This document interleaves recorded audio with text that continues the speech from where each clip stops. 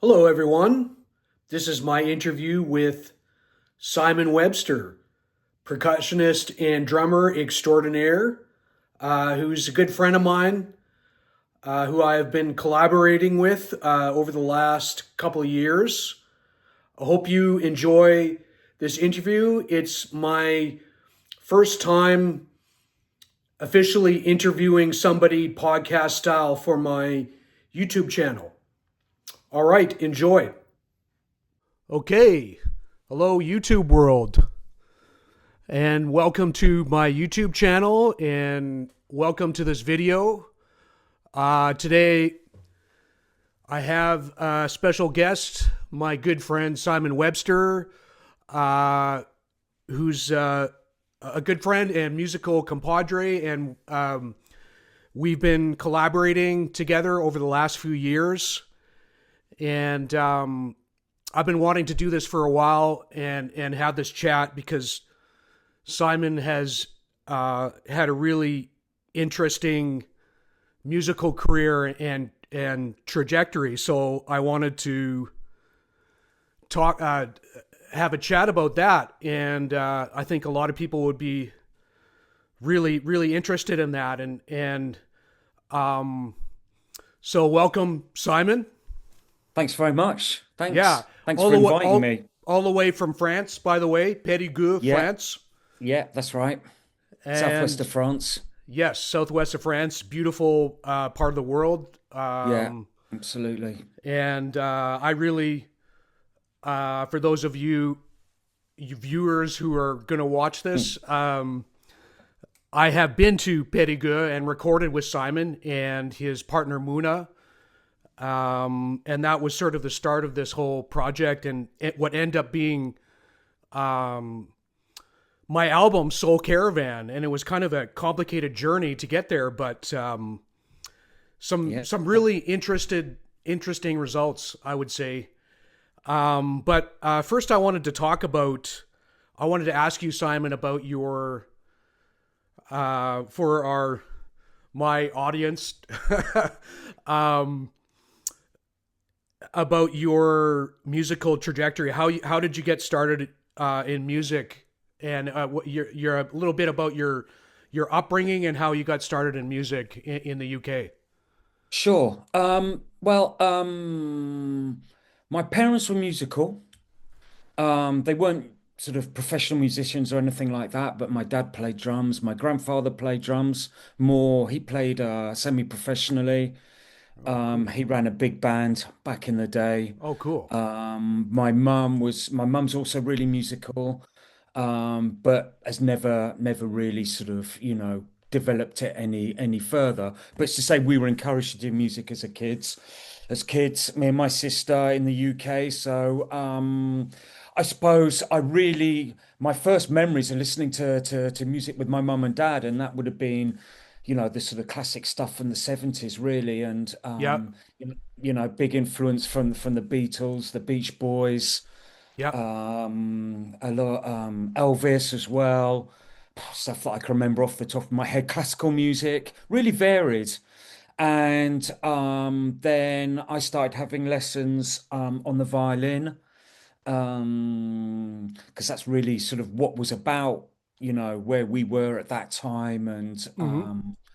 so I started off, I suppose, in classical music, which I continued. I went from violin to viola, and I continued playing classical music in a classical orchestra until I was 18. But when I was 13, I discovered rock and roll drums. And really that was really sort of the beginning of my real passion for music. So that's well over 40 years ago, and that passion has never really sort of never diminished. So my Yeah. first band was at school. Hmm. We played pop and rock, and we played a few covers, but we did a lot of our own material, which was always, and I suppose always is, a big thing in the UK. You start off in a band and you write your own stuff. Um, that's a really important aspect. And yeah, and then I carried that through. I then did a degree outside of music, studies outside of music, and then I visited France for my degree, and that's where I discovered this part of France, and especially world music, which was big in France at the time and still Yeah. is, by the way. Um, and I saw for the first time salsa bands, African music, hand percussion.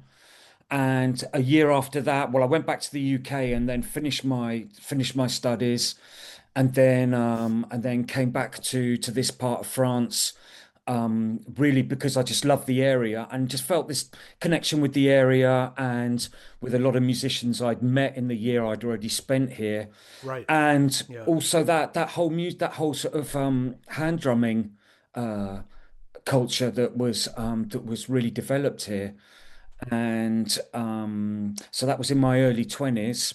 Hmm. So I really wanted to have a go at music, just doing that. So I really started working hard on my music here and teaching percussion workshops to kids as well, and just sort of immersing myself in African music and then Arabic music and Cuban music, Brazilian music. We're not far from Bordeaux, so there was a big, big, big West African drumming scene in Bordeaux. And then I was lucky enough as well to find an amazing teacher called Gilles Maïs, Hmm. who taught me Cuban music, Hmm. Cuban percussion. In France. Um, in France, yeah, Yeah. yeah, yeah. I, Yeah. I went to Bordeaux. I used to go to Bordeaux every few weeks and have lessons with him, and then come back here and then study. And at the Hmm. same time, I was playing in bands here, and also started adapting the hand drumming techniques to drum kit, which ultimately became my sort of signature style. Yeah. And I sort of understood that if I wanted to make a career in music, I really needed to find something that was different and that stood out or made me a little bit different, Yeah. for good or bad. And for me, it was combining.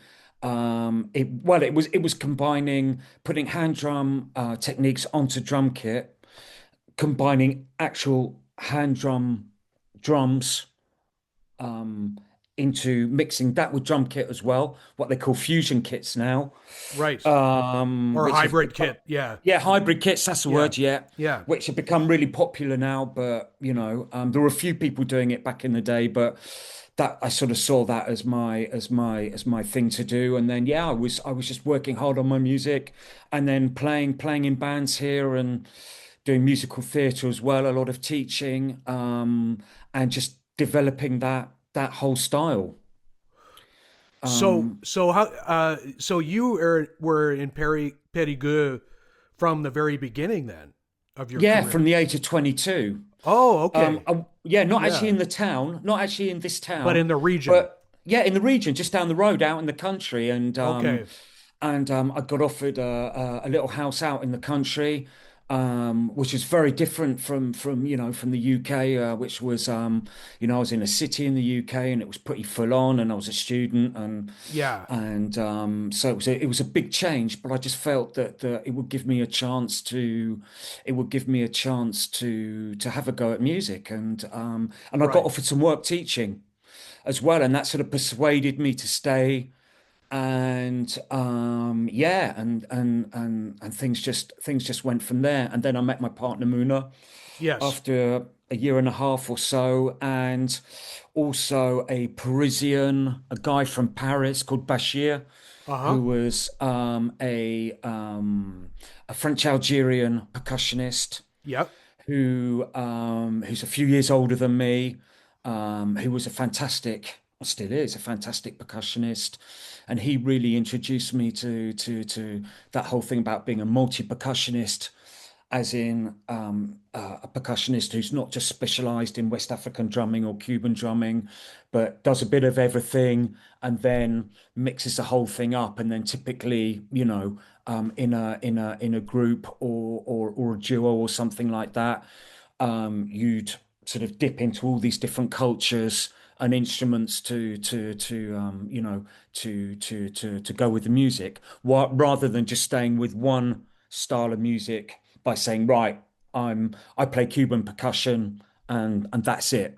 Yeah. So, which was sort of what was going on here, Sure. to be fair. And yeah, he really introduced me to that whole different way of looking at percussion, and got me into darbuka, and got me into that whole Oriental percussion. It was him. It wasn't. It Yeah. wasn't the. It wasn't the Moroccan music that I was starting to discover with Muna, because they darbukas played a little bit in Morocco, but it's not their main drum. Their main drum is the bendir, the frame drum. That's right. Yeah, and then depending on, and then the krakeb, the kakaba, if you play Gnawa music. Yeah. But their main drum that they'll have kicking about the house that every Moroccan can pick up and play is the bendir, is the frame drum. But Yeah. Bashir got me into that whole darbuka and Oriental music, which is very different to North African music. Sure. Yeah. Yeah, But you combine it all into this fusion, yeah, yeah, and absolutely. on the album that's so apparent, you know? Yeah, and I've And and have carried on, doing that. And then yeah. my sort of philosophy around that was not to sort of try and say, well, I didn't want to be a copy. Yeah, That's why yeah. I didn't want to just say, right, I'm just this English guy who plays um, North African drums Right. and who rests in that. No, my philosophy has always been to look into the culture and study the hand drums, so that you learn all the techniques, and then go into the culture so that you can play the music properly and that you respect the culture. But Yeah. the idea was always to mix these things up and make it into my own rhythmic vocabulary, really. Yeah. Yeah. And I think that's really important, while still playing this stuff on drum kit, and also still being a English rock and pop and funk drummer. Yeah. Do you see what I Right. mean? That was really, Yeah. really important, because there's loads of discussions around. I can't remember what they call it, culture or something. Appropriation. Yeah, that's the word. Yeah, yeah, Yeah. yeah. Yeah. Well, I didn't really sort of think about that too much all those years ago. It was It more wasn't a a question. thing at the time. It was more just, No, it seemed to be like, I guess if you're talking about the 80s and 90s, I guess yeah, is when you sort of came up, right? more the 90s. Yeah. Yeah, like the 90s. So Mm. you were a kid in the 80s but grew up in the, like you came up in like your musical career kind of started, I guess, in the 90s, right? In France or in the Yeah, yeah, yeah, UK yeah, or yeah. My both. career as Yeah. such. Yeah, Yeah, yeah, yeah. yeah, yeah. So there was I feel like there was really kind of a real blending of cultures within the British scene anyway. I don't know much about the French scene, but I Mm. know that in the British scene, well, in the 80s and 90s, you had like the two-tone ska Well, stuff that and a started in the lot of different, 70s. Yeah, right? that Oh, it started started in the in late yeah. 70s, right? That Yeah, started in the 70s. Yeah, yeah, yeah, mid 70s, I suppose, mid to late 70s. yeah, And funny you should mention that, because I love that. That was one of the first styles of music that I really listened to. yeah, Things like Selector, Madness, the Specials. yeah, That was huge. And I would have been 6, 7. I was born in 71, so right, I was, yeah, but we were all listening to that because it was on the radio and the yeah. telly. That's amazing. Yeah. Yeah, and that was just totally natural, Hmm. for us for me to didn't even think about it. It was a mixture of and things, and bands like the Clash as well, and it was totally, but especially that two-tone movement, it seemed totally normal to mix punk with Jamaican music, with Yeah. Jamaican ska. And there was a Just big seemed totally Jamaican. normal, and Yeah. and and and pop, and it sounded amazing, and the songs were amazing. The beats were brilliant. Hmm. It was just like, just totally normal, and just, is the song good? Yeah, it's amazing. So right, Yeah. let's And just get into that. I feel like it made like rhythm sections more interesting in rock music. Sure. That kind of music, it Yeah, really did. absolutely. And what the Police added and what Stuart Copeland did with his drumming too, he kind of Yeah, brought the Arabic thing too, because he grew up in Lebanon, which is really interesting.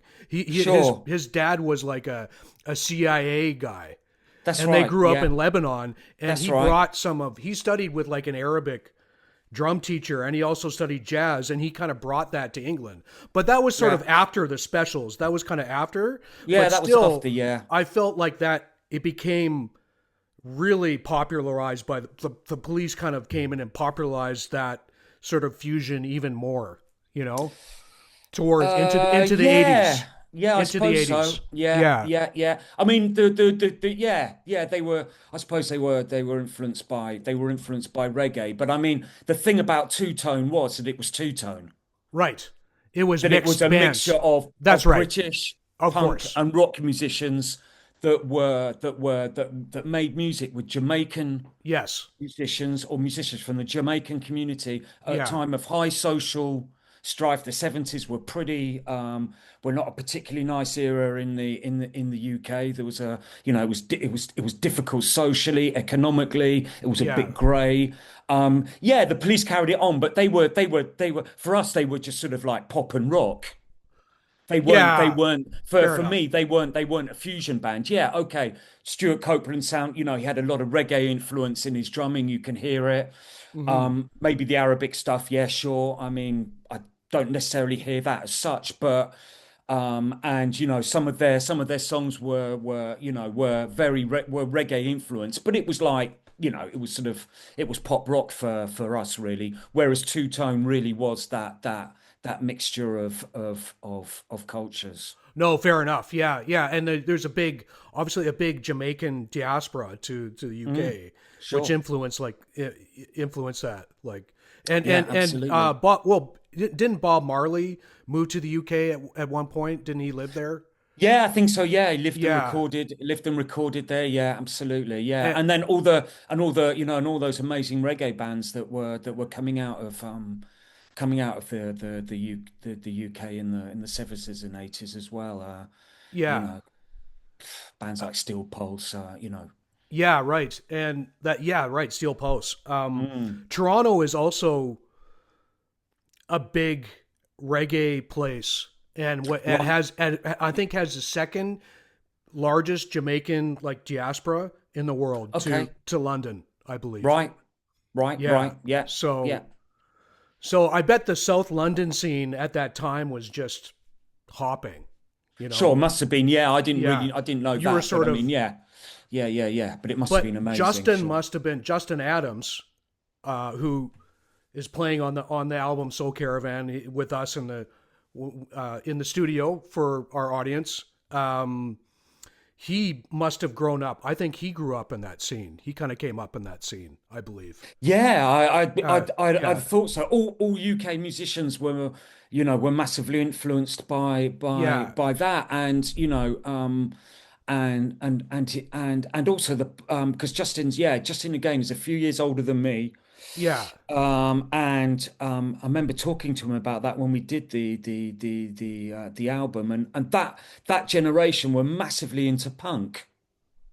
yeah, And so I remember him saying, it got to a point where all of a sudden they were going, well, we don't want to sound like Eric Clapton, because there'd been that whole blues movement, yeah, and rock and roll. And then it moved into, they wanted to sound like Joe Strummer. yeah, And you can hear it in there, and you can hear it in there, and John Baggott as well. All that, that you can hear it in there, and hear it and see it in there, and in their attitude to music as well. Even yeah, because punk is an attitude. It's not just a way of. It's not just a set of chords or a rhythm or something like that. It's an attitude to music. I think that they bring to any music that they do, and myself as well. I mean, I really liked punk when I yeah, was a kid, and was heavily influenced by punk just through that raw energy and yeah, for sure. sort of in your face, sort of thing going on. Yeah, yeah, and I can definitely hear that, like with that live session we did Mm, in the UK in the town of Melksham. That And well-known punk center. but I can really hear that in those tracks in particular, and Yeah, it's got a really raw sound. You yeah, know, it's like, and there's really no overdubs except for no, my vocals, sure, sure. except for some of my vocals, Yeah, and absolutely. Yeah. and it's got such a big raw kind of, and you know what, I played it for rock people and I've sent it to a couple of rock promoters and they just don't get it. They think Sure. it's world music. They see it as Yeah. world music. They don't see it as rock, which is interesting because it doesn't seem to fit in.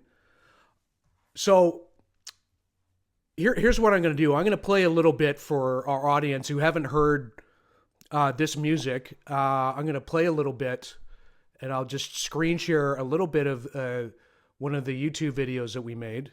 Okay. All right. So you don't need to meet, you don't need me to dance or anything to while you're playing the. Oh no no no no No, no, no. Best not no to. no. Okay. We don't, no interpretive dance needed. That's a relief. I mean, how would you dance to this stuff? I don't know. It'd be pretty Well, interesting. you just pogo, Yeah, yeah. but I mean, I probably put my back out and I've got a bad knee and I'll probably end up sort of, putting my computer on the floor or something. So no, we'll just have a listen and then we'll carry Yeah, on. yeah,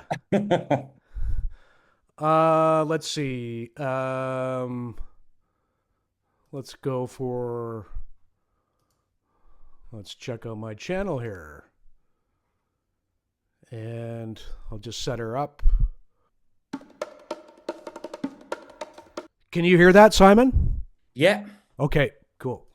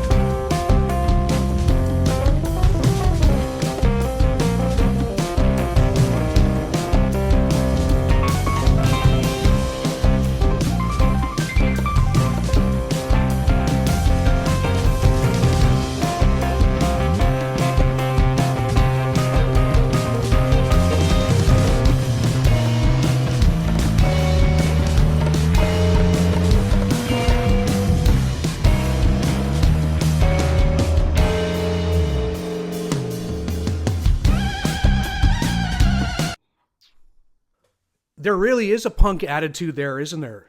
Like Yeah. the like there, like, and I used the right distortion with my bass. It sort of matched your bendier, which is really funny because your Yeah. bendier has kind of like a natural distortion to it, Yeah. Yeah. Yeah. you know. Absolutely. Yeah. And some people couldn't figure that out. Like I think Steve understood it because he was there in the session, but when I gave it to Jake, who was editing the video, or he was doing the coloring, and he was also listening to the sound. He's like, I kept taking it down a few notches for the final export, and I couldn't get that distortion out. It sounded like it was crapping out there. I'm like, no, man, that's Simon's bendier in my bass. That's what it's you know. that's what it's So supposed to sound like. So it was kind of an interesting. So for our audience here, for that song, Taksim Nights, which is actually, I decided to name it after a crazy night I had in Istanbul, in the Taksim area of Istanbul.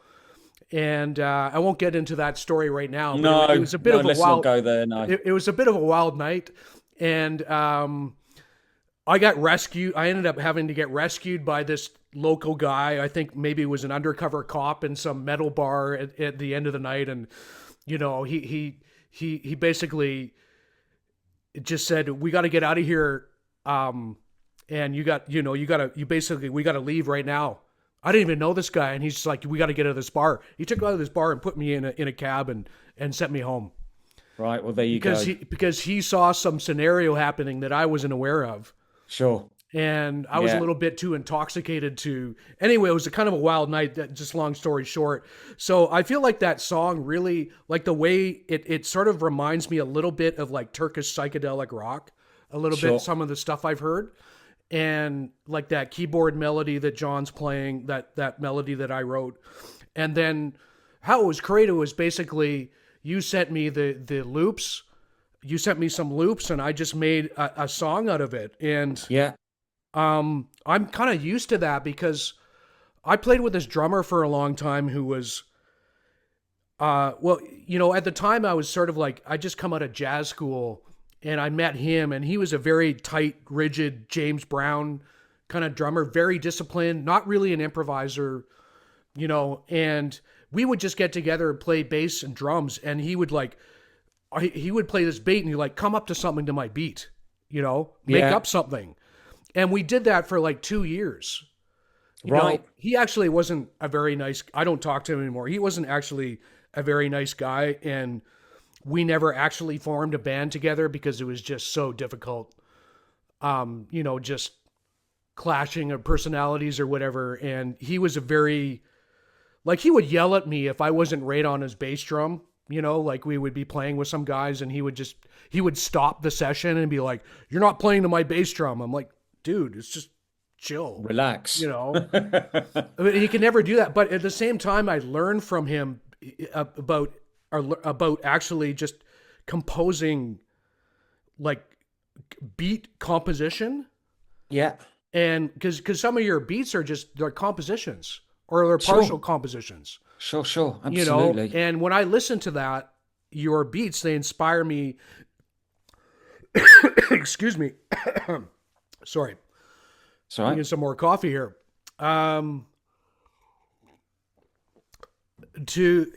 beats have always inspired me. As a bass player, I've always loved drums. I mean, I've always had relationships with drummers and mostly good relationships with drummers.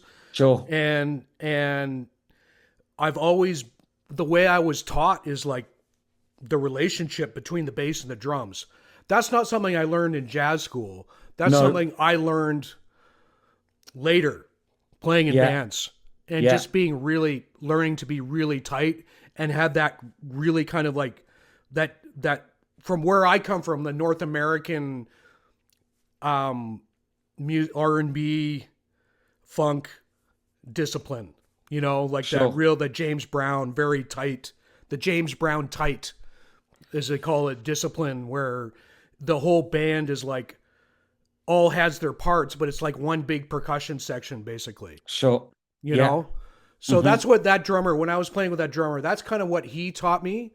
And he Right. kind of forced me to write stuff to his beats, and he would like come up with something Sure. and we would just play the same groove for like 20 minutes, half an hour or something, no changes, like Yeah. no fills, nothing, right? Just and so yeah, I feel like that's why, even though we come from different places music, I didn't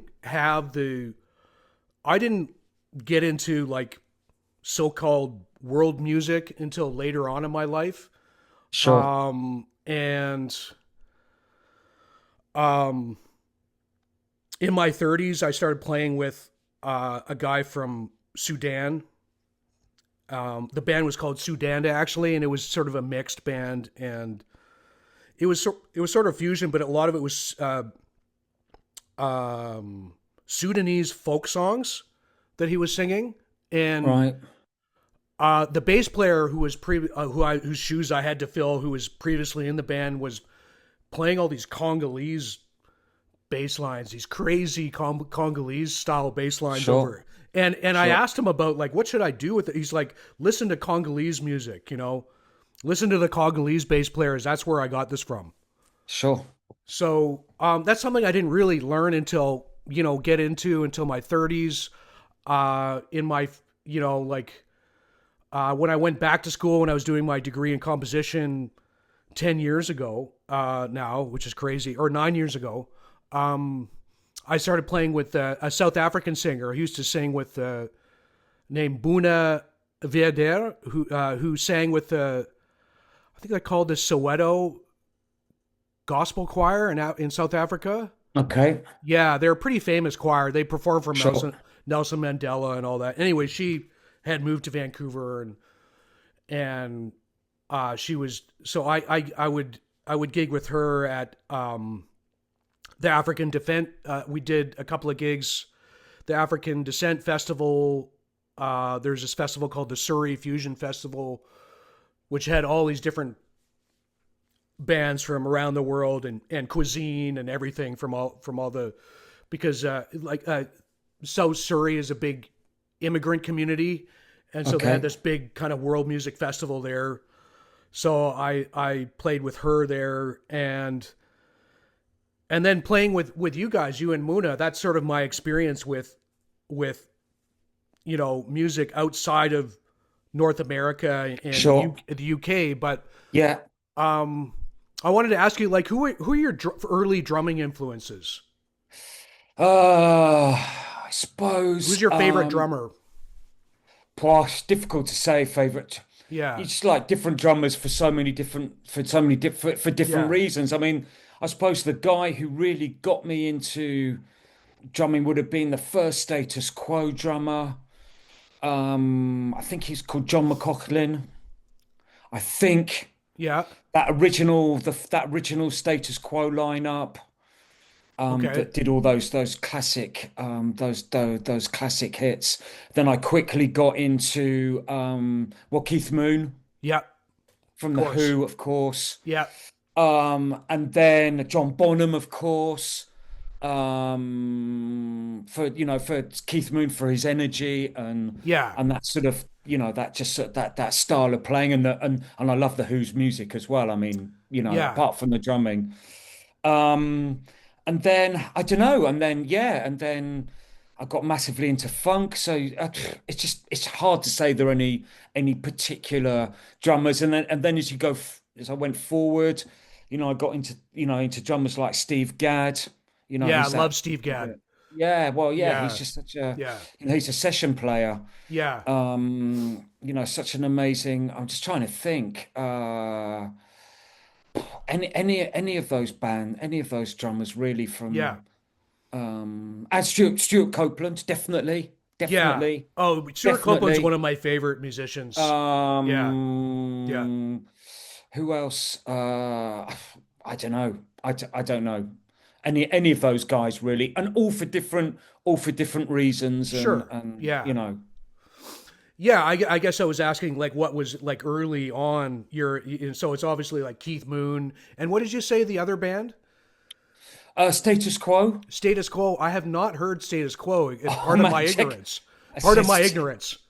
check Yeah. out Status Quo. Okay, I will Um, because there's a certain amount. Like you grew up in the UK, I grew up on the yeah, west coast of Canada in sure. British Columbia. So Yeah, I like there's some blind spots in regards yeah, to what yeah, came out of the UK for me at the time. I was influenced by the popular ones that came out of the UK. Like obviously, I grew up with the Beatles. Um, obviously, Led Zeppelin. Those yeah, are like the really obvious ones that I grew up with. Black Sabbath. I loved Sabbath when I was well. I wasn't really into Sabbath until my 20s. I went through a period where I was listening to a lot of heavier music, and then I listened to Sabbath. I'm like, and then it kind of all made sense of where that all came yeah, from, and obviously Zeppelin as well were considered extremely heavy band for the time, and and then of course the Police. Yeah, I guess just the really popular bands. I like the Yeah, Cure as well. I saw the yeah, Cure a couple of years ago mm, here, and they were incredible. yeah, They're of course. absolutely incredible. Yeah, Um, absolutely. and they didn't have high ticket prices. They were totally against that. They railed against that, and they played like almost a 3 hour show, and they did like I don't know how many encores, like five encores or something. They played two shows here. They were pretty much sold out, and the crowds are just going crazy for them. It was unbelievable. Anyways, Right. I'm getting Yeah, sidetracked, but yeah, I mean the richness of, and I'm still discovering the richness of the musical culture. What has you know all the music that has come out of the UK in the last 50 years, especially sure. because obviously jazz began and blues began in North America, and then it got onto the radio stations over in Britain, and the guys in the Beatles and the Who and all, they were all listening to jazz and blues and Motown and stuff, and they got influenced by it and created their own style of rock and roll out of that. But there's all Sure. these bands within that too, in different regions of the UK that I haven't really heard, Sure. so that you grew up Yeah, with, that I sure. was never exposed to because it was never on the radio. Sure. So I kind of grew up, and I think probably in the reverse, like in the 90s when I was a early teenager in the 90s. Um, and that was before I was gigging or anything like that. But there was the Seattle grunge scene.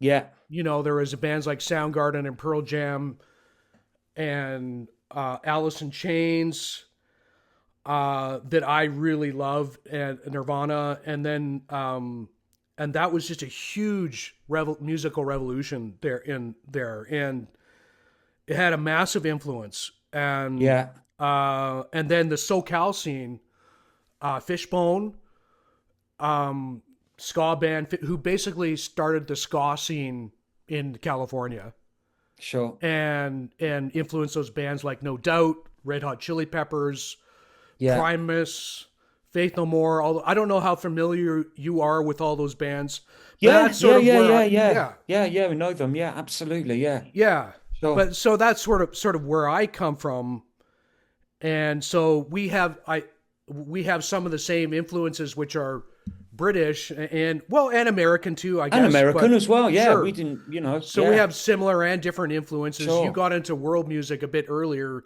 than I do. I don't know if I play stuff traditionally very well. I sort of just use my musical instincts. And Yeah, but that's the most important thing. yeah, yeah. So um, let's see here. I wanted to. So when you started playing in bands, playing more Arabic stuff and African stuff, that was both in the UK and France. Yeah, it started in France. Yeah, And then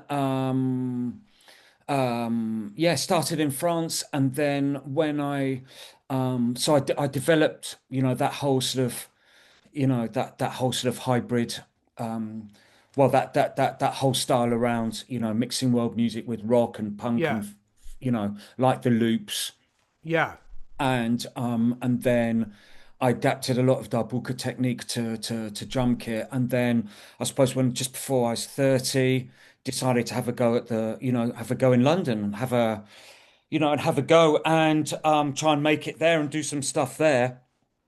And it did. It worked really, really well. But the one thing that I went with was I did have a plan and a niche style.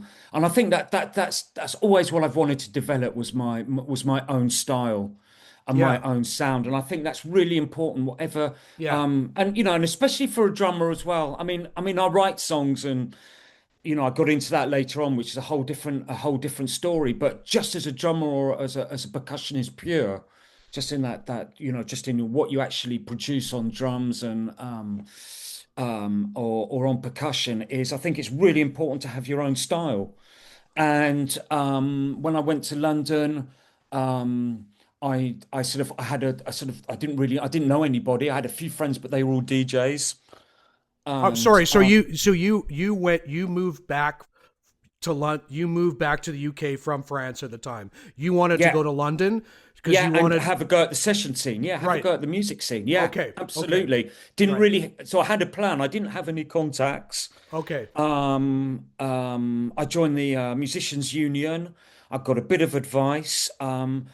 I did a lot of teaching again in the UK, which I just carried on from here because Yeah. I'd really developed the percussion workshops, and Yeah. that's a whole different story again. But that was really useful in the UK. I did a lot of percussion workshops. Mm-hmm. But as far as the actual just playing on the music scene was concerned, I thought I'd have a go at, I thought, well, I wanted to move into that sort of Oriental music style scene that was going on at the time in the UK, Yeah. and I thought that I could make it there. And I suppose that the artist that I knew the best and that I really wanted to work with before going was Natasha Atlas, Okay. the Yes. the singer, because she was massive in France. Okay. As she still is. She's still very pop. She's more popular in France, I think, than in the UK. She's still huge here, very well known. And so I knew her music from France. So that was sort of my ultimate goal, if you like, and which I ended up playing for with her.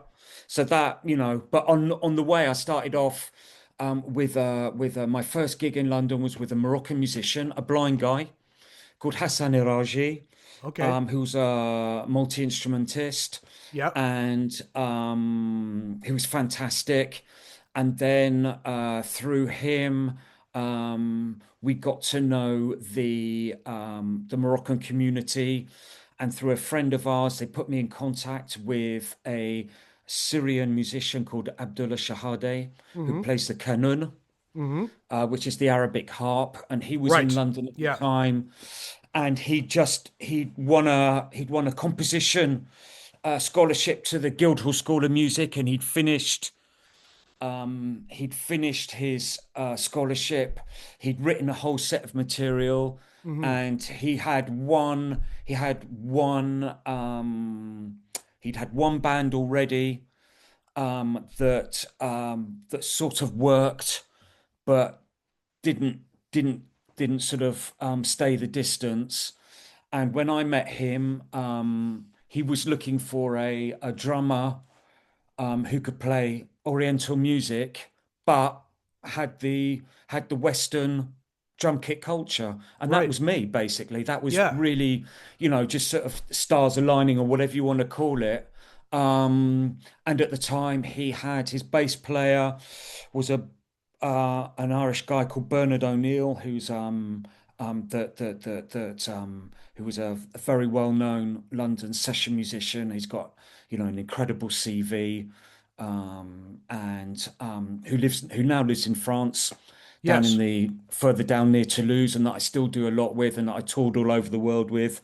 I did a lot of showbiz gigs with him as well. You know how it is. You get in one band, and then people use the musicians that they know, and one thing leads to the other. Anyway, he was on double bass with Abdullah, and myself on drum kit, and then the rest were Arabic musicians.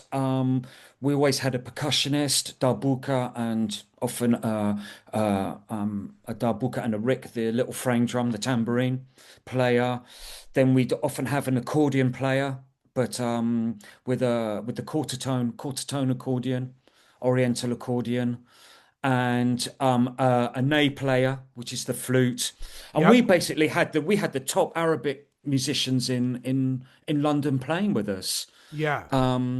And just yeah, these fantastic Arabic musicians. And we put the set together, and then we were off straight away into Europe, and we toured all over the world, and that went, and just played everywhere, and toured Canada, I think 3 or 4 times. Yep. And you played some And folk festivals here too, and yeah, and African festivals, the Festival de yeah, Louis d'Afrique that's here right. in Montreal. Yeah. That's right. Yeah, Yeah. yeah, yeah. We did loads of work in Canada. It was Yeah. amazing. Yeah. Yeah. And but we were, and at the time, Abdullah was married to Natasha Atlas. Okay. Yeah. So, and it was that same sort of basic group of musicians. Right. And so that's how I ended up working for her, Yeah. on drum kit and also on percussion. And then I also worked with another singer, Yasmin Levy, who was a very well-known singer at the time, and again toured all over the world with her. An amazing singer. I did all sorts of stuff, and yeah, yeah. But that all worked really from having that sort of niche set of skills. Yes. Um, and then, but doing all sorts of other stuff as well. Quite, a bit of studio work. I ran a Latin jazz band. We moved to the South Coast, moved out of London down to the South Coast where my mum and dad were at the time, and Yeah. that's still has a big jazz scene. So I was And playing on and that. what city is that? It's a town called Eastbourne, which is next to Brighton. Right, Eastbourne. Yes. Yeah, Yeah, that's on where the your mom southeast lives coast. now. Yeah, that's right. Yeah, Yeah. yeah, Yeah. yeah, Yeah. absolutely. Yeah. Right. Yeah. Um, and then just carried on touring and teaching and studio work, as I said, and yeah, yeah, and it worked really well, really well. And then from there, what made you kind of move? So after that, you moved to Morocco. Am I Yeah, we right? moved to Morocco. Yeah, So, so, well, so mm, what made you what made you decide to make that to do that? well, because Muna's originally from Meknes, as you know, and Yes. Right. we were, I mean, the UK property was just, we couldn't afford property, even though things were working really, really well. Yeah. That doesn't you still don't I still wasn't making enough money to even really consider buying a place out there or doing anything like that. And I wasn't massively Yeah. interested in doing it. Yeah. But we had an opportunity to buy a traditional house in Morocco, which we did pretty Right. much on a whim. And then sort of again, things sort of, a few things happen. Our kids were young. I was doing a lot of touring. I wasn't enjoying the touring anymore, really, Right. because my kids were young, and Yeah. and you know Yeah. and you just get used to it, and touring's great, but you've really got to like that sort of style of life. Yeah. And I stopped enjoying it because I was missing my kids and my wife, of course, but mainly my kids. Yeah. No, no, I was just missing family. I was missing family Yeah. life, Yeah. and Yeah. that was much more important to me. And even musically, after a while, you're playing the same stuff every night, and yeah, it was Mm-hmm. great and played some amazing places. But Mm-hmm. sure, that's not the be all and end all, as we say. And No. at the same time, we had an opportunity to buy this place in Morocco, which we did. We did a family investment with all our families. And then when I was coming back from touring, we'd go out there and do some work on it. And then we sort of we lost our we are the place we were living at the time, we were renting. We had to move out because the owners wanted to sell the house. In So London. it was a question of, why, well, let's go to Yeah. Morocco Yeah. let's go to Morocco and sort of finish the projects and see where it takes us. So I was doing a sort of a high profile showbiz gig Mm-hmm. at the time, and as well as some world music stuff. And I just said to the guys, look, I'm moving out to Morocco, but I want to carry on, still interested. And yeah, they said that's fine. And so, for years, we were living in Morocco and ended up staying there. And then I'd come back for the gigs. I'd usually tie in some studio work as well, Mm-hmm. either albums or the loops. I'd always go in and do a week's worth of recording on either my own songs that I was working on at that time, or the loops, and so combine things there. And then in Morocco, I just love Moroccan music, and so I was just immersed in that and playing with the local musicians out there. So Yeah. it was very different, but I think again very rich, and it kept my interest in music going. Yeah. And because I was doing less touring and less actual gigging, I had much more time. That's when I started really getting to grips with the guitar, learning how to sing and learning how to write songs. And I'm Yeah. really glad that I did that because I had the time and the peace of mind to do it. And that gave me a whole nother branch to my music and kept the passion going and I think that's really really really important. Yeah. um, so there, yeah, and I'm still doing that now, still writing songs and, playing them in bands, recording them, and we're just doing some with my mate Bernard, who's down in, as I said, next to Toulouse. Oh yeah. What's that project called? It's a So rock that's so band. that's with another UK musician called Andy Brody, Yeah. and he's just a brilliant guitarist. Hmm. He didn't do the session work, but he was a touring musician for 20 years in the UK and toured all over the world again. And he's just fantastic, and he's got his again really got his own style, and he's really good at that sort of rock and roll, vintage rock and roll stuff. Yeah. So we're doing at the moment we're doing a studio project. So it's more in that vein of vintage rock and roll, Hmm. And what's it 60s called? stuff. It's called The Rocking Vagabonds. Right. Yes, I saw a Facebook post about that. Right. Yeah, you can Yeah. get us on YouTube, And and and but yeah, but on it's YouTube. Yeah. yeah, but it's original material. And we've got a lot of stuff together. We've worked as a rhythm section here in France Yeah. on other stuff, but this Hmm. is this is our own stuff. And then I think we'll probably fill out the set with some covers Yeah. in the same style, and then see where it takes us, sort of thing. Cool. That's Yeah, great. Yeah. yeah, yeah, yeah, yeah. Would you compare like your like when you were at your busiest touring and playing in France and in London and going around the world, what would you compare the scene then, which was actually wasn't that long ago really, to No, now? To now. no. I don't know. All I know is that a lot of UK musicians really struggle Yeah. at the moment because of Brexit. That changed a lot of stuff Yeah. for touring and visas. I'm not exactly sure.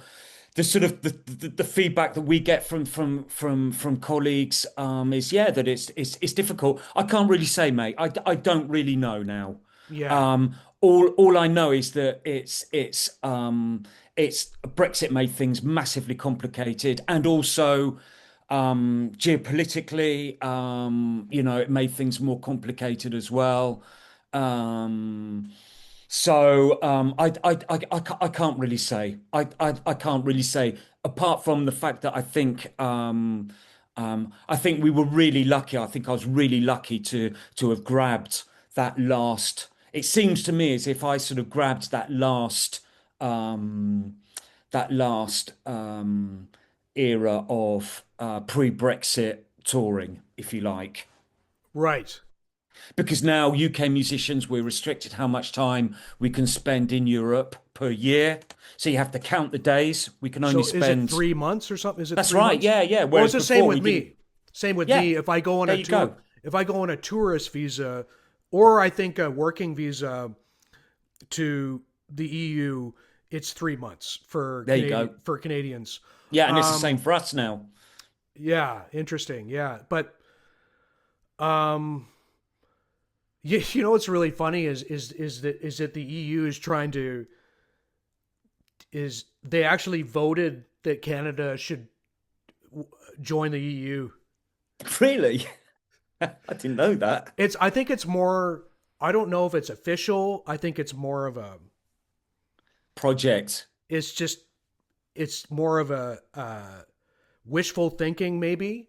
but they did Yeah. like kind of a, I think, a casual vote on it, Yeah, right. and Okay. there's a lot of talk of it because we Yeah. actually border, like, there are French islands off the coast of Canada. There's like Saint Pierre and Yeah. Miquelon, and Hmm. then there's Newfoundland, Yeah. which basically there's a border with Greenland, which is Denmark, really.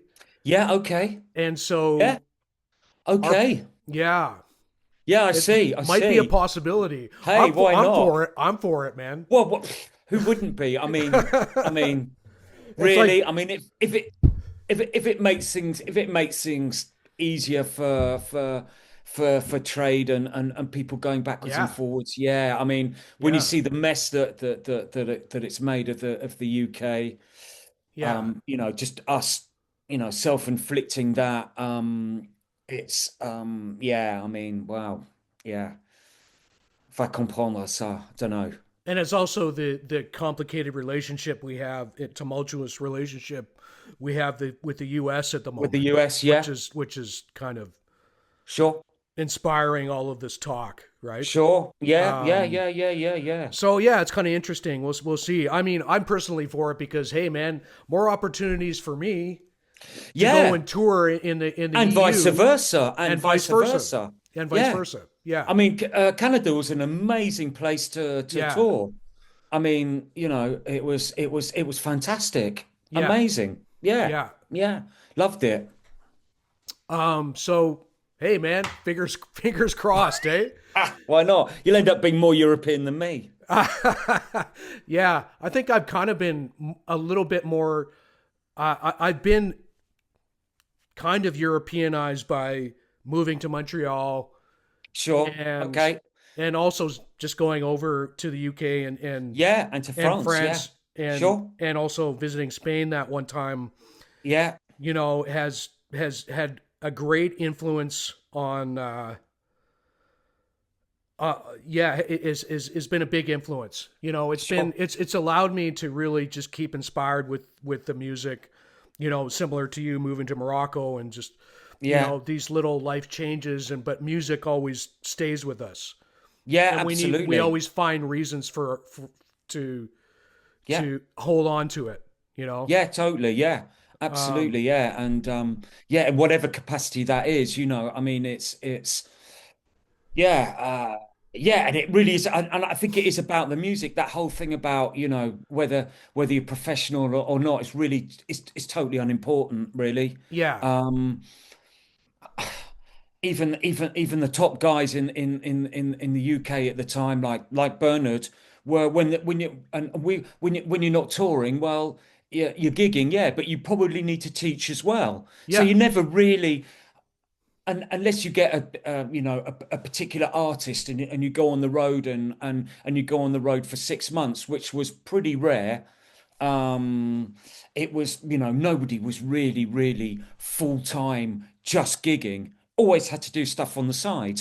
Of course you do. So it's really, it's really much for me. That's unimportant. The most important thing is playing the music that you love, getting yeah. enjoyment out of it, giving back to others, and keeping your passion going. Because there's nothing, and I've seen it in musicians. I saw it in musicians in the UK that were doing the musical theatre. Some of them were just completely blasé, Hmm. and not enjoying their music anymore, and sort of stuck in this. In not all of them by any means, but you can see it. You can become a civil servant of the music or a Hmm. fonctionnaire.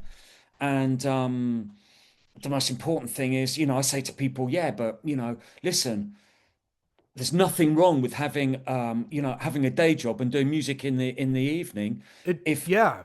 if that means that you're playing the music you love.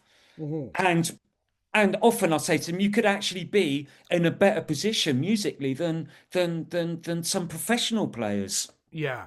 who are Well, having to do other stuff anyway and they're not really necessarily playing the gigs that they want to that play, or the music that they they love. want to Yeah, play. Yeah. absolutely, Yes. absolutely, yeah, yeah, So I think it's funny. Like, I think professional musician is not just somebody who just plays and gigs full time.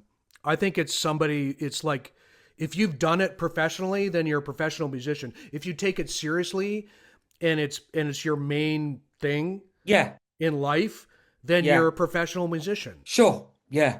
Yeah, You know, absolutely. And um, part of being a professional musician as well is that, is that sometimes with what, I mean, when we first went to London, I used to do gardening jobs just to pay the bills because I didn't have enough gigs, didn't have enough teaching. yeah. And, so yeah, but yeah, absolutely.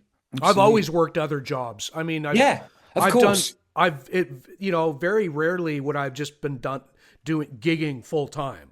Like I was That's right. gigging a lot. I would gig twice a week in Vancouver, but I would still have to work other jobs. Yeah. But at the time, those gigs paid my base rent. And then Yeah. for anything extra, I would have to do like, I would do like plumbing. I would do work on construction sites. I would, Sure. do like, delivery, delivery driver, things like that. But at the time, it was a lot easier. And now it's like there isn't even regular gigs. I had used to have two regular gigs, and now it's just different. It's just, Yeah. everything's become corporate, and Yeah. Yeah. It's like very different. Sure. you can't, like, small businesses and clubs have a hard time surviving, Yeah. and the cost of living has gone up everywhere. Sure. Yeah. Montreal's a little bit better. It's a little bit better, but there is a risk of these clubs closing down, and then some company like Amazon buying up the property, or some developer and putting condos, fancy newer condos up and charging really high rent or real estate. And so that's the type of thing that we're always battling, I Yeah. feel. Well, Yeah. everybody, Very much so. everybody, Yeah. Yeah. but for gigs, local gigs and things like that, a lot of musicians here have to go outside and tour. They Yeah. have to go to Europe, where Yeah. there's more opportunities. There's a lot of opportunities from France for musicians here, Sure. especially the French musicians. Yeah. And yeah, other places in Europe and even the UK, um, and the United States. But now the United States is becoming more difficult because of the political situation, but also the visas are Yeah. really, really expensive now. Right. Yeah. So, You said, yeah. Yeah. Yeah. um, Yeah. Yeah. uh, Yeah.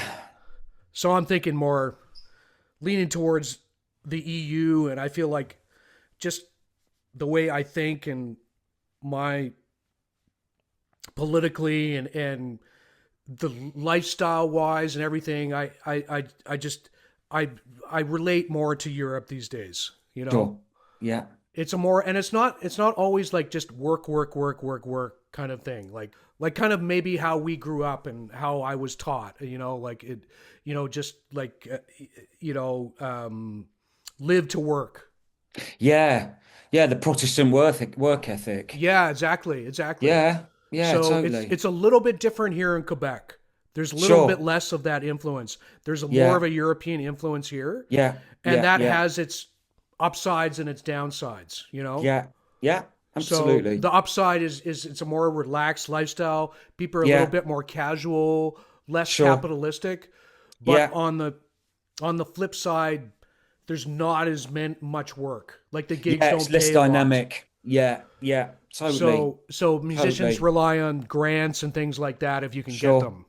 Yeah. Yeah. Yeah. Yeah. So, Yeah. and I imagine it's probably a similar situation in France. But Yeah. although there's that, talk about the sort of, what do you call it, like the supplement that Yeah. musicians It's can it's get. called intermittent de spectacle. Yeah, yeah. So how would you translate that into so I suppose, oh God, I don't know how to translate that. Intermittent de spectacle. I suppose um intermittent. I don't know. I'll have to think of an exact spectacle. It's everything that's obviously everything to do with Yeah. showbiz. Yeah. And then an intermittent is someone who's an intervenant, someone who works in it but intermittently, and it's called intermittent. It's no, I'll explain it briefly. But basically, what it is it's a special status. It's a work status. You're officially it's an unemployment status. Okay. Yeah. So it's like you're getting unemployment benefit. Okay. Okay. So that's the sort of fiscal regime that it works under. But basically, what it means that how it works is that you have to declare a certain amount of hours gigging Mm-hmm. a year. And so typically, if I go out and do a gig, it's counted as 12 hours work. If I get paid, let's say the minimum, which is €200, let's say, Yeah. then I will get €100 salary, and the other €100 then gets paid into the French system. Oh, okay. Okay. Interesting. And then after a year, if you manage to get enough hours, which works out at, I think is it 43 gigs or it might be 48? I can't remember. Uh-huh. 43. So it's 43 gigs. Okay. Then the French state then makes a calculation based on your gig revenue. Gross So gig revenue. Yeah. yeah, they Yeah. make a calculation on that, and then for the year after that, you then get paid a basic wage, Oh, which is an unemployment benefit. right. Okay. Okay. And the minimum being, I think the minimum is, well, uh, let's say €1,300 per month. Okay. And then, so the first year's hard. And then if you get that after your first year, you then carry on. It's then like a rolling motion. Right. So for a year, I'll get my basic wage and then I'll carry on declaring my gigs in that year for the year after that. Okay. Okay. And then there's a whole calculation around that. But I mean, it's a unique. But what it does mean is that it does mean that if you sort your life out, you can get a living wage Yeah. doing this. Right. Okay. And if you play more than obviously you go over that in terms of gigs and you start gigging full time and making really good money, then Yeah. you Then don't your need them. basic wage goes up. Oh, okay. Yeah. So they don't take you off of it. No. Oh, okay. They'll when you declare gigs, they'll take days off. Okay. Okay. Yeah. Well, we're getting into the nitty-gritty here. Yeah. That's But yeah, interesting though. Yeah. they'll take days off. But if you're doing a lot of gigs and you're earning a lot of money, Yeah. then you'll have a high basic wage. So yeah, but it's also used to employ pretty much everyone that works in telly, theatre.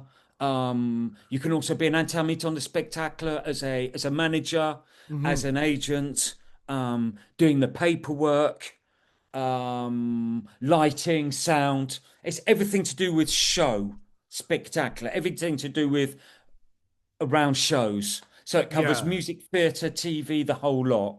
Right. And that whole industry, pretty much in France, seems to be on this scheme. Okay. Interesting. And it's unique. I Yeah. think it's the only country in the world that does it. Yeah. Well, Ireland has introduced a musician's basic or artist's basic income. Okay, that's I don't think brilliant. I'm not really sure how similar it is. Maybe it's different than the France model, but Right. it's like a type of UBI or universal basic income for Okay, artists and yeah, musicians. yeah. That's slightly different, but it's still Yeah, brilliant. That's still really good. it's a minimum per month or Minimum whatever that they wage. get. Sure. Yeah, and So, which is cool. Apparently, I know a guy who I went to the Real World Producers Camp with, who lives in Seattle, and Yeah, I was talking to him recently. He messaged me. He's like, "I finally listened to your album. I really dig it." And he just messaged me about that, and then he's like, "Yeah, I'm just flying back from Ireland, and the music scene there is incredible." yeah, He just said there's just like at every bar and every pub and yeah, just yeah, yeah, happening. yeah, You yeah, know, he yeah. was Not only there for a surprised. week, so Sure. and he said it was pretty banging. So Yeah, anyway, yeah. that'd That's be worth great. worth looking into, or just at least Yeah, exploring yeah, that too, right? yeah, yeah. But Absolutely, absolutely. yeah, there's one more thing I wanted to do. I just wanted to play a little bit of more of that video. Sure.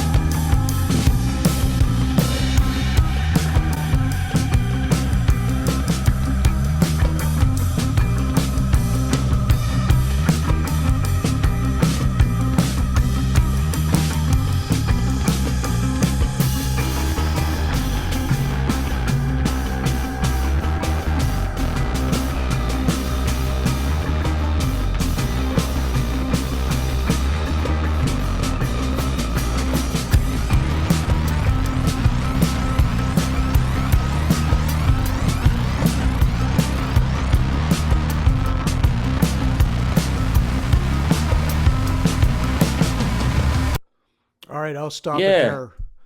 So that's just another clip of what we recorded last year yeah. in the UK with Justin Adams, John Baggett, um, Howard Gill, myself, and Simon and Steve Evans producing, Jake Robertson filming, and I thought that was a really great session. What are your thoughts on that? And Yeah, yeah, likewise. Yeah, I yeah, really enjoyed that whole that whole all those days were great. And even the stuff that we did before the first day when I arrived, I really enjoyed yeah, that as well. Just yeah, putting that drum kit down. yeah. And then those yeah, yeah, it's just great. Yeah. Because it's that whole thing as well of doing it live, Mm-hmm. old school. Mm-hmm. all in the same room, Yeah. pressing the record button, and off you go.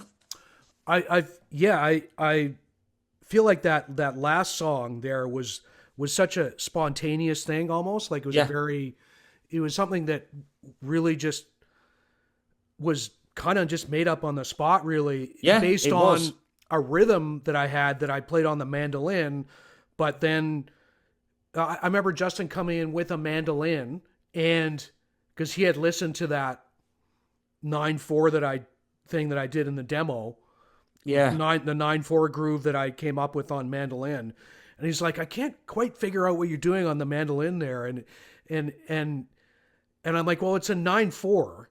And and then and he's like, well, should I do it on the mandolin? I think he said something like, I'm just paraphrasing here, but like I think he said, well, should do you want to do it on the mandolin or in Goni? Because I think I had suggested in the email that when I'd sent him the demo that it would be cool to do it on in Goni too, right? that's right. Ngoni, that's how you pronounce it, right? I think so. Ngoni. Yeah, sounds Yeah, right.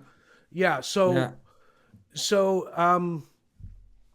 and then he just came up with this riff on Ngoni in 9/4, and then you started playing along with them, as far as I remember. Anyway, it's No, hard to. well, yeah, no, it was the other way round.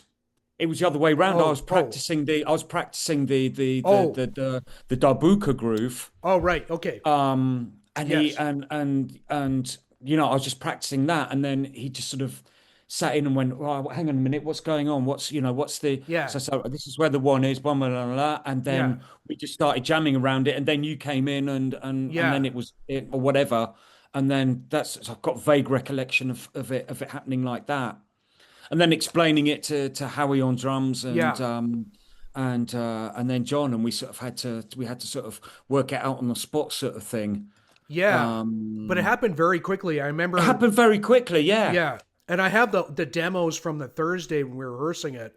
And we only did one take of the first rehearsal practice of it, which was a little bit different. And then by Friday, we kind of just refined it. But we only did it a couple of times. I think that was Yeah, probably maybe the second take or yeah, something like that. And it was all live. yeah. It was all And like the absolutely. me kicking in the distortion and everything. Yeah, Like yeah, yeah, um yeah, and then John is doing these amazing sound effects with his delay unit and the Moog. yeah, And I don't know, I just thought it turned out it's got this real rawness, punkish attitude to it, but it's also eclectic. How would you define that groove? Would you call it a Maghreb no, not at all. groove? No, No? No? no. I mean, it's a 9/4. I mean, Yeah. no. I mean, quite honestly, I've not come across a lot of nines in Morocco.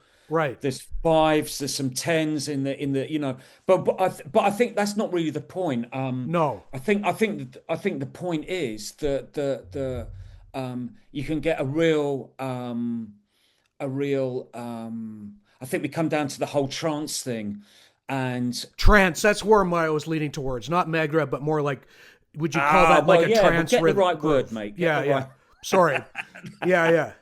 No, I'm only teasing. I'm only teasing. I'm Yeah, sort of but saying where the influence of the region where it's from, yeah, but I Like, don't think yeah. it's not. Yeah, it's. But I think yeah. I mean, yeah, fair enough. Yeah. But I think the what's really why that works is because people are surprised that you can get that sort of trancey thing going with a but not being a 4/4 because what we call trance music here is electronic beat is electronic. Yeah, yeah, of course. Yeah, it's like what in when you say someone how it's trance and they're going to think of a style of electro music that Electro you beat. need Yeah. an electro beat Hmm. that is that and there's not a lot of trance going on really No. because it doesn't have the elements that you need to induce trance and but it's got I know why it's called trance because it has that repetitive style and also if you take enough chemicals then yeah you probably do sort of Yeah. reach some sort of higher altered state Yeah. but proper Yeah. trance music is not that, and there are elements of there are elements of what makes I mean what makes trance music for me. And if we put it in the Moroccan element, then it's the repetitive rhythms. It's the Sufi lyrics. So they're very spiritual lyrics. There's the dance that goes with it, and then there are things like the rhythm changes where they pass from a 2/4 to a 6/8 and then accelerate, and that sort of kicks things onto it, and that's where things really pick up, if you like, and sort of and in again in the Moroccan, I can only talk about the Moroccan context on this. I'm by no means an expert on, by no means at all, but as a Okay. musician that plays a lot of this music, then that's where it's come from, and seeing trance and seeing people going to trance live on that music, Yeah. and it's impressive. But that's in that, that's one thing. But there's also when they do like there's also in the Sufis, in the a lot of the Sufi styles, in Morocco again, they a lot of the chants, when they have the collective breath and the style of and the style of movements, they often do it around a Right. five beat.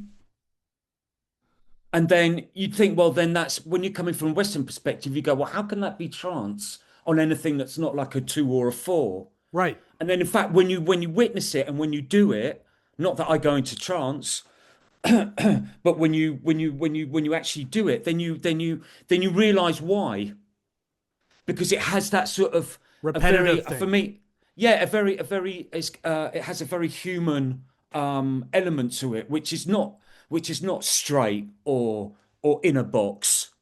4/4 is very straight and in a Yeah. box, okay, but But with we're with 5/4, you could go 1 2 1 2 1 2 3 1 2 1 2 3 yeah, 1 or 2, you can and that go could have that trancy. yeah, and Depends it how you does. it depends how you subdivide it. Yeah, and it's yeah, I suppose so. If you want to, You in the know. theory, yeah, but I Yeah. think it's more. I think that we can, as humans, we in reality, it's that almost that imperfect, or non straight side of it that actually really hits us. And I think that song, the fact that it's a 9, that's why it works. Yeah. That's what gives it that trancey element. Mm-hmm. It's because it's not 4/4, Mm-hmm. because it gives us that thing. And you can imagine, and there'd be a certain, certain dance steps would go better to it, and certain ways maybe of singing or breathing go better with, I think, and it seems to be things like fives, or potentially that's. Does that make sense? Yeah. Well, but wouldn't that couldn't that apply if you're doing a 6/8 groove? Couldn't 9 or 6/4, for example, couldn't that fit into 9 as well? Aren't they related?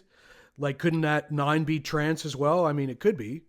That's what I'm saying. Right. Yeah. Of course. Yeah, Yeah. Yeah. but Yeah. Yeah. but, but Yeah. I don't know. Yeah, but we're going into the theory of talking numbers. I'm not. When it doesn't really matter if it's nine No, four. no, no, no. It Yeah. doesn't. That's It no. yeah. The point I'm making is that Yeah. it's that lilt of Fair enough. a non, what do you call it, of a Where you, non-binary number. where you're feeling the downbeat, like the more you can feel the downbeat, the less trancy or groovy it is. You No, know? not necessarily. No, No. no, I Oh, don't okay. know. No, I don't think so. No, no, no. Because again, in certain styles, like in Hissauer from Meknes, and even Gnawa music, it's Yeah. 6/8. Yeah. It's 2/4. Hissauer is often 2/4 or 4/4, depending on the rhythmical cycle. Yeah. And then they'll do a break. They'll just do that thing where they slide into a 6/8 and accelerate, and it's Yeah. that change that boom that picks people up and then builds them up, and then you accelerate and accelerate, and that heightens the your oxygen level, whatever it is that induces trance, or whatever it is, I don't really know. So Yeah. yes, that it's not a question of that. It's just Yeah. there's when we're talking about that, why does that 9/4 work? I Yeah. think it's got that odd number of beats Hmm. that means that you're sort of lilting rather than sort of doing this. Yeah. Yeah. Yeah. Okay, you're sort of lilting, and then you sort of go 2, 3, 4, 5. Okay, and then if you can imagine them all people holding hands and doing this on a 5 or something like that. 2, 3, 4. Yeah. 1, 2, 3, 4, 5. 1, 2, 3, 4, 5. 1, and then you can see why that is probably easier than going 1, 2, 3, 4, 1. Do you see what I mean? Yeah. Yeah. Yeah. Totally. That odd Yeah. number seems Yeah. to go better, or seems to go really well with human movement and breathing, which means that for a lot of that chant stuff they'll use a 5 or a 10 in Morocco, and I'm sure Yeah. all over the world. God, I mean, But they um, don't think about it that way, like the way we do in the Western world, where we analyze everything and like no, Western no, of course not, music no. academia. I tend to like, I tend to maybe analyze it, and sometimes it's fun to analyze. Oh, what's that groove in? Of course it What is, time? yeah, of But course it is. When but Yeah, it's like a lot of there's obviously a difference between the way Stravinsky composed music and the way which has a lot of shifting time signatures, which yeah, actually may come from who North knows? Africa or wherever he might Who have. knows? Yeah. Or Eastern Europe. Or like Indonesia, gamelan. Yeah, um and yeah, and yeah. yeah, absolutely, and Eastern Europe. I mean, Eastern Europe, yes, that's right. Yeah. Eastern Europe. I mean, they've got Yeah. they're amazing musicians, and they Yeah. groove around all these really different time signatures, and they totally spank it, and it sounds amazing. They're really Yeah. it's really great, and in the Middle East as well, and especially Turkey as well. I mean, that Yeah. seems to be Turkish music is amazing, and they have some. Those guys are improvising around 13s. It's just like, okay, all right. Yeah, Bulgarian and the Bulgarian Yeah, rhythms, like yeah, the all that stuff. 17, Yeah, 18, and yeah, it's incredible. It's yeah. incredible. It's incredible. And again, I think that's got a lot to do with the fact that, well, we're really used to twos and fours and that sort of thing, and maybe threes in waltzes, or okay, 6/8, yeah, it's a different division, but it's still two beats. You know what I mean? We're Yeah. sort of, whereas all these other cultures, and I don't know, maybe it's very human, maybe to be Hmm. to be attracted, or to write music in different time signatures. I don't know, in these different time signatures. And anyway, the point is, I think that's why that song works, because it's a 9 and it has that certain lilt that we can really get into, Yeah. and that It, breathes more than just a 4/4. because I just wonder how other people, like like, I've been listening to this music for the last year and been mixing it, and going back and forth with Steve, and I have, you know, I'm just wondering how an outside listener objectively hears that music, and what they think, and when they hear it, like, is it rock? Is it does it sound like what people call world music? Would someone recognize it? Oh, that's kind of like a North African kind of thing, because, or a No, West African kind of thing, because Justin's playing the Ngoni, like yeah, I think like it's how probably more the. it's Yeah, more I see what you fusion. mean. Yeah, I think it's like, probably, yeah, and the more, and as you said, when you pushed it out to rock produce, maybe the fact that, they'll go, oh, it's more world music just because you've got percussion in it, or because there's Ngoni, or yeah, I mean, I think people like to categorize things, and I think they like to categorize it in the industry.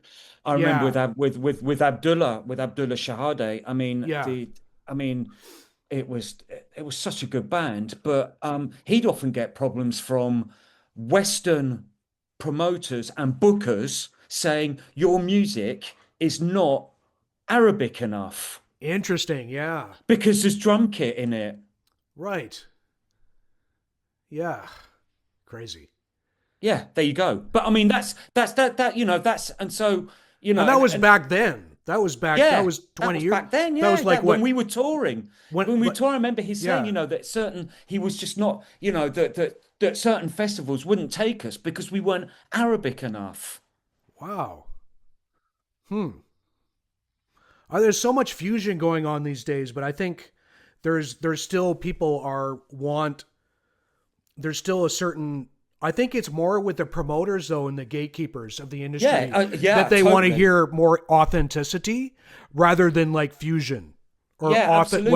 whatever that Yeah, is. authenticity, which is, yeah, again, I mean What's that, authentic, right? Like yeah, what's it? Yeah, yeah, sure. all these diasporas of that have happened and migration that has happened throughout time Yeah, has created all of this music and we're all influenced by each of other, course. What you know? there are very, yeah, absolutely. There's no, Yeah. of course. I mean, yeah, it's a ridiculous conversation, really. Yeah. When you think about it, I mean but that again, that's people that are just selling music as a commodity, Yeah. And I think that's what it is. you It's know. like people don't think that. Like I don't think the average maybe the average person is most of my friends, especially ones who aren't musicians, don't really listen to music outside of North America or whatever. They're Yeah, influenced by UK in the UK that they grew up with, yeah, like UK pop and rock music and North American pop and rock and R&B and hip hop and whatever. sure. But the so you know it, I feel like some of the music that we created is open to different interpretations. People, what I'm noticing is that everyone has a different opinion on it, Sure. which is kind of interesting, you It know? is. It's good. Yeah, I suppose absolutely. it's good, but the promoters, I'm Yeah, having difficulty with yeah. promoters right now Absolutely. with that, Yeah. Mm. because they don't know how to categorize it, which is really interesting. And I want to, so your hybrid percussion, I just want to show one more example of how you combine percussion, your kind of hybrid percussion with kit drumming. And I just want to Okay. play the Blue Door for a second here. Okay. Yeah. Brilliant. Yeah. Go for it.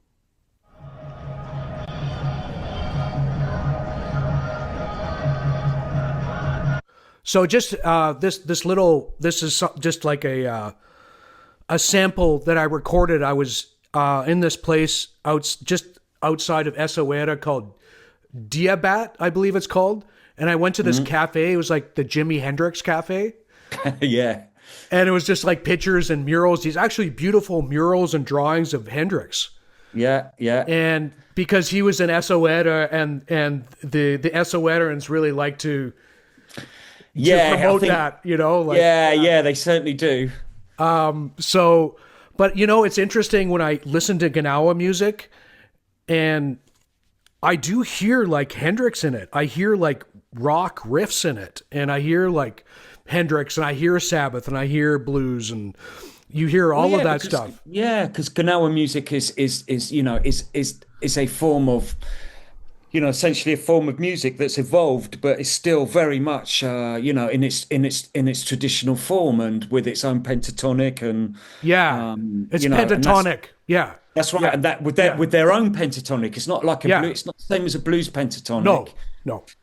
It's their own pen. It's and yeah, it's although it's evolved massively, Hmm. and now, and for years have been all sorts of fusion projects going back to the 60s and probably maybe even the 50s with some of the American jazz musicians. Hmm. But yeah, you've still got a form of African music in very much its in its not original form, but in a you know in a very old in still in a very old form. Yeah. So yeah, you will. Yeah, of course. Yeah, absolutely. So, anyways, there's that little sample I recorded, well, just while hanging of some a little bit of music, and it sounded like a call and response of male and female in the actually mostly female voices in the no it's about both equal male and female voice, and it sounded like just this call and response thing, which was very resonant and kind of.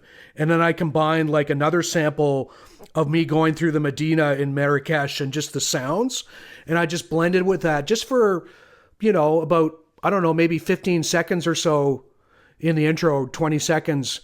And it just sounded really cool, just like the blending of, like, it sort of takes me back there to just like the sounds I was hearing, just walking through the Medinas, or being in a cafe and hearing some music there. So I decided to include that because it's a very atmospheric kind of song, and it evokes like in my experience there, just kind of getting lost in the Medina in Essaouira and trying to find my blue door, which was, which was pretty much every door in the whole Medina. And that's kind of what the song was about, just going around in circles, trying to find my blue door and probably passing by it a whole bunch of times, and not realizing it. So there's a little bit of a tongue-in-cheek kind of humor to the song that probably people wouldn't get, but it's just, most people might not get, but it's sort of just just a song about my experience there. And so I guess what starts off is your drum kit and the krakebs, the Moroccan castanets.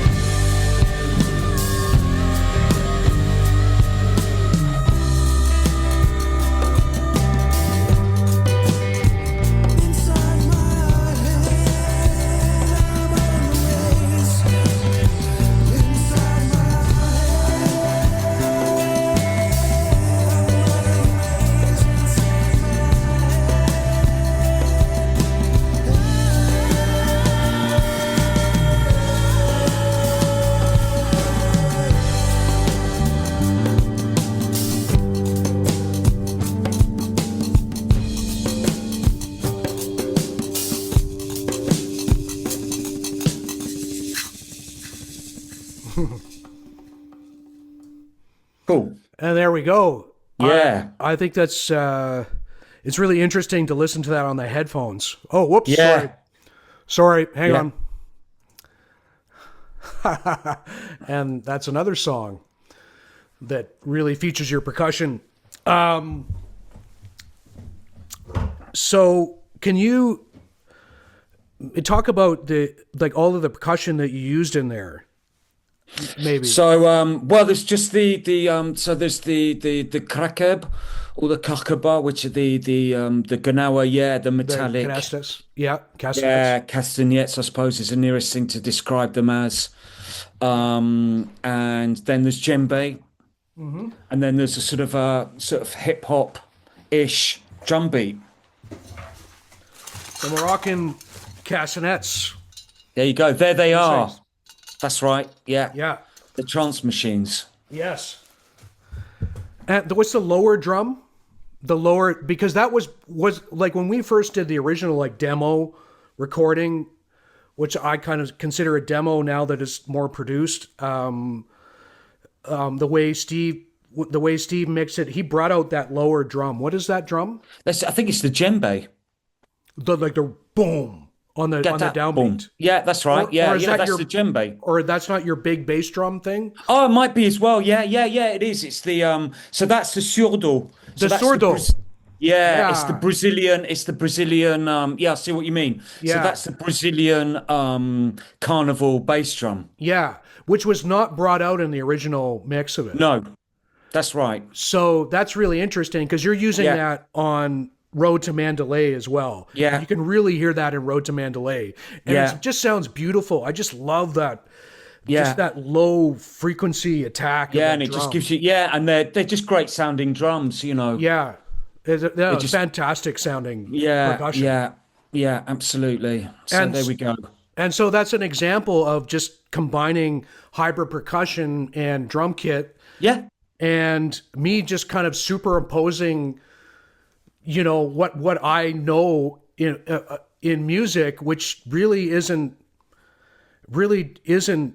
North African music or Brazilian music. It's more, I think I'm more doing like R&B and rock over that with the guitar and the bass. I'm yeah, playing on the one.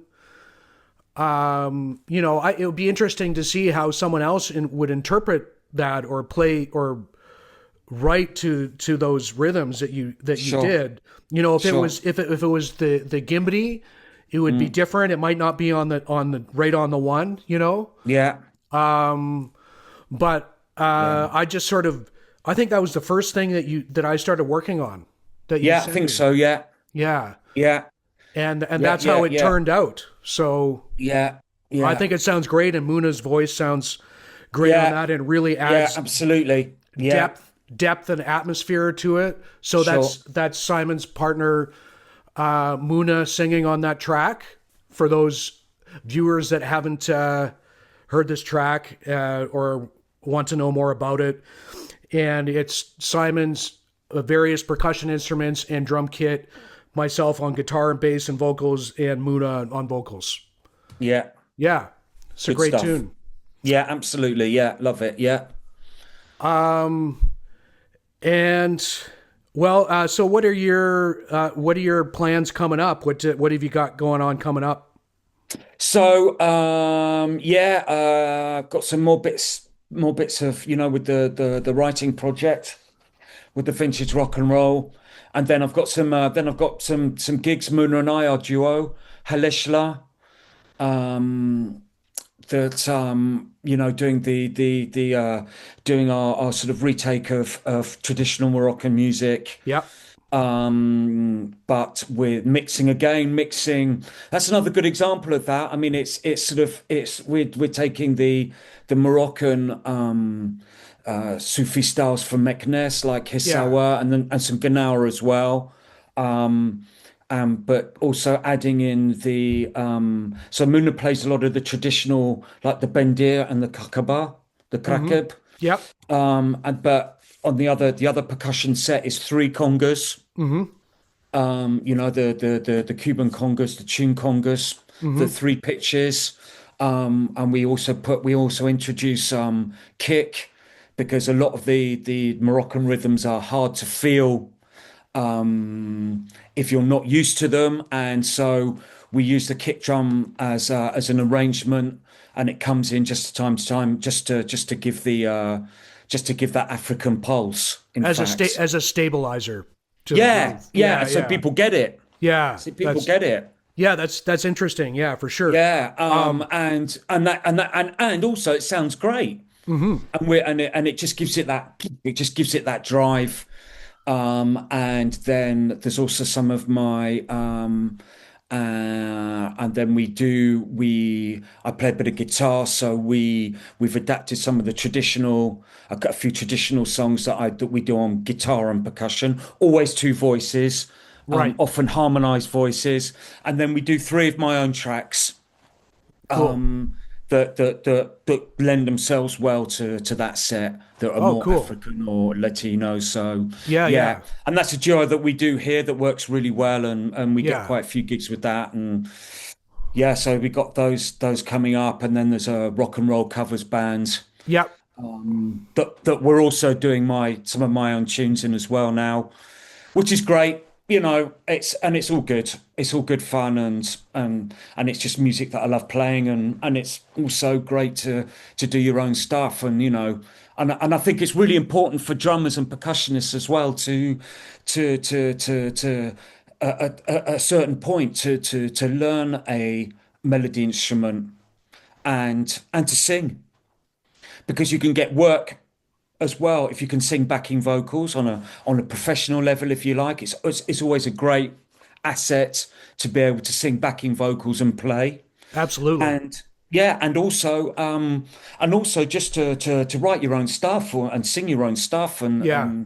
I think that it's, even if you're aiming to be a session player, a pure session player, I think it's really also really enriching to do that on the side, and I'm just so glad I did it. Yeah, that's amazing, man. Yeah. Well, you've had a pretty fascinating musical trajectory and career, Oh, and thanks. in Yeah. multiple countries. And you Sure. also Yeah. we never got to talk about you going to Cuba and studying because you and Mona went there too for a while to study Yeah, we went there Cuban music. for a few months. Yeah, yeah, yeah, Yeah, and studied out there, and yeah, yeah, that was just an amazing experience. We could just, that's a whole, that's a whole thing. But yeah, yeah, that was terrific, and we did gigs out there. yeah. I suppose the most, we once they knew that Muna was Moroccan, they were just fascinated by that, and Yeah, especially when we were in Santiago de Cuba, which is what they call themselves, the most African area city of Cuba. of Yeah, area yeah, of Cuba, yeah, yeah. And it just so happened that we went there. There was a festival of all the Afro styles from that region, yeah. and when they found out that Muna was Moroccan and North African, they said, "Well, can you play some stuff?" So we improvised. We didn't have any kakaba. I didn't have a darbuka. We didn't have a bendir.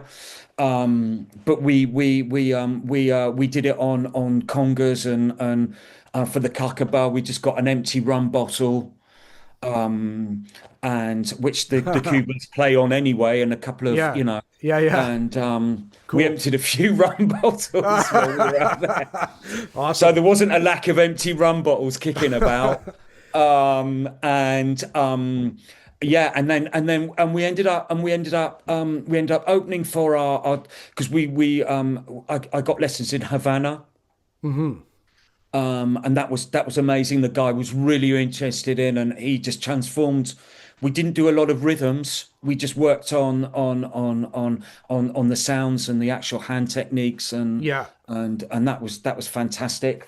Santiago, the guy there, Manolito, he was a very well-known musician, percussionist there, and like a lot of percussionists in Latin countries, he was a band leader, and we end up opening for his band in this very well-known, this legendary cafe in Santiago called Café de la Trova, Hmm. and there's his band has a residency down there, down on the bottom. There were two levels to it, and so we opened a few times. We ended up opening for him, for his band, which was fantastic. And then we played in I think we did another three gigs for that festival, for the Wow. African Music Festival. And I mean, this is really pre-internet.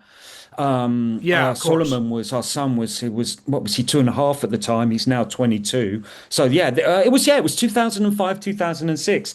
So we weren't sort of frantically recording and chucking everything that we did onto the internet. Yeah.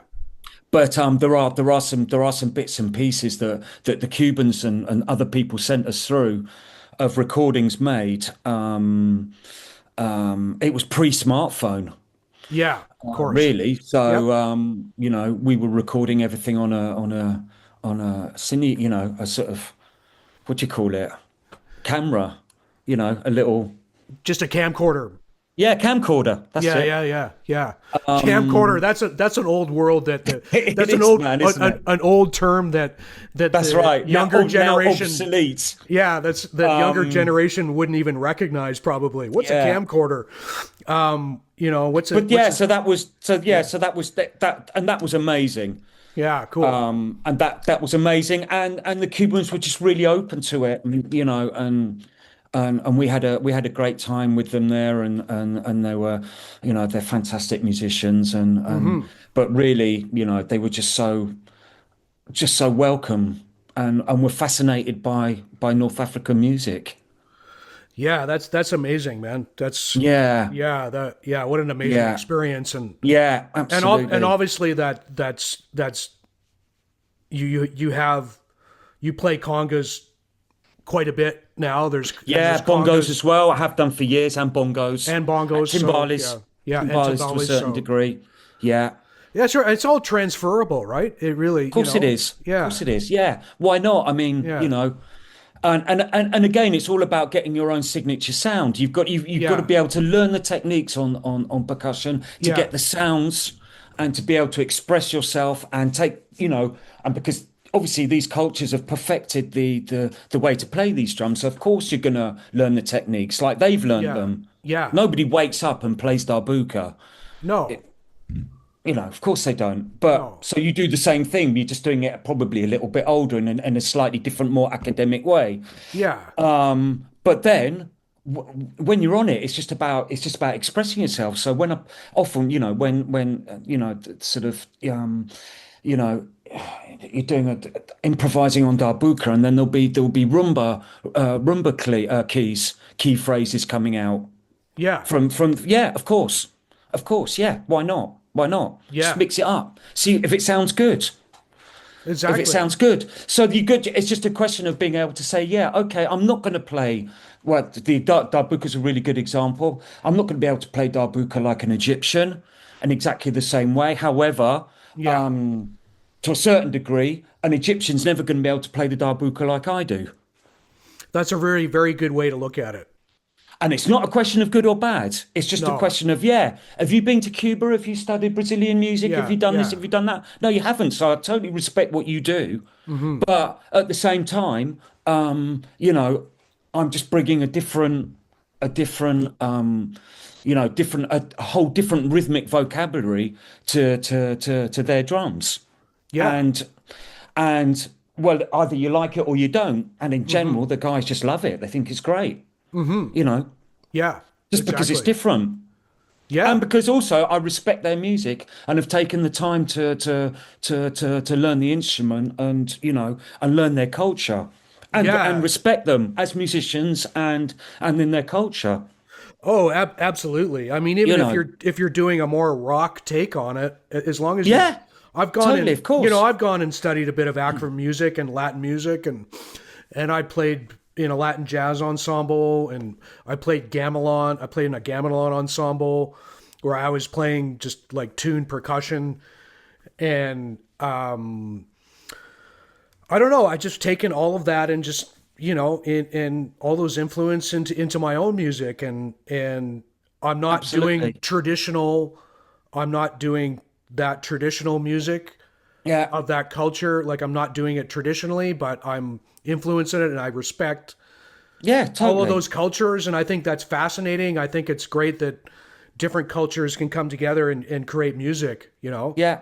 And that whole thing Uh, about fusing beats as well, and then, you know, and and it's and that whole thing about cultural appropriation, and and people saying, well, what the very few times people have said it to me, and I go, well, I don't mind if North Africans use my beats. yeah, And they sort of look at me and went, well, actually, I meant the other way round. I said, well, why would you? Why yeah, would you? yeah. Why would you? Why would it be if you're listening to a fusion funk, and a funky rye groove, Hmm. with a funk beat derriere, and they go, oh, behind it, and they say, oh, cultural appropriation. I go, I don't mind if they use my beats. That's fine. Hmm. And they sort of go, well, I didn't quite mean it like that. And they said, well, yeah, but I mean, it works both ways. Yeah, Of course it does. yeah, Of course it does. It's a ridiculous conversation. yeah, It's a ridiculous conversation from the moment that you, as a musician, make that part of your signature sound, and you're not just trying to copy, hmm, and you're clear about that and say, right, this is my signature sound, take it or leave it, love it or hate it, but this is it, yeah. I agree. I and that's totally it. agree. Yeah. Yeah. Well, this has been a great conversation, Simon, and Yeah. thanks so much It's a pleasure. It's a pleasure. for taking the time No, it's a real pleasure. to talk about your career and all of your and sharing all of your musical experiences Sure. and and influences. So where can people find you Okay, online? so there's my website, so www.simonwebster, all lowercase, .org.uk. And that's my website, and that's got everything on it. It's got links to the YouTube Yeah, channels. yeah, It's got my Bandcamp page where all the loops, yeah, and the songs and everything's basically everything's on there. So, and even if just people want to go and have a look and a listen, that's always great. I'm not bothered yeah, about the rest. yeah, for sure. Haleshla with Muna, With Muna, yeah. the duo, and then you've got your rock band. Yeah, we've got the rock band. That's again the sort of links. That's the covers band. There's also And what's there's that called? What's that called? What's the name of the cover band? Backtracker. Backtracker, and then your other Yeah, band with and the other Bernard. band is the rocking vagabonds. Yeah, And then there's all that loops library, that's on Bandcamp and bits and pieces on the website, and it's all there. It's all accessible from there.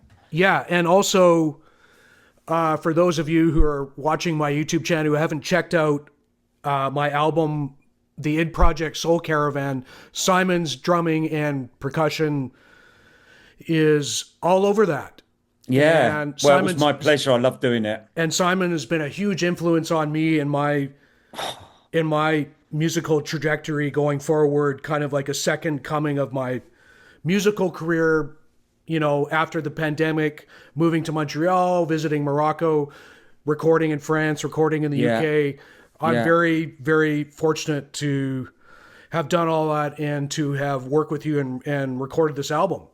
Well, So thanks, it's, and yeah, likewise. Yeah. Yeah. And yeah, that's what it's all about. absolutely, man. Yeah. And I appreciate you, Simon. And thanks again, Pleasure. man. Me too, mate. Look after Yeah, yourself. take care. All Will right. do. Bye, Cheers. Scott. Take Bye care, bye. mate. See ya. Bye bye. Hey, everyone. I hope you enjoyed that interview and discussion with Simon Webster.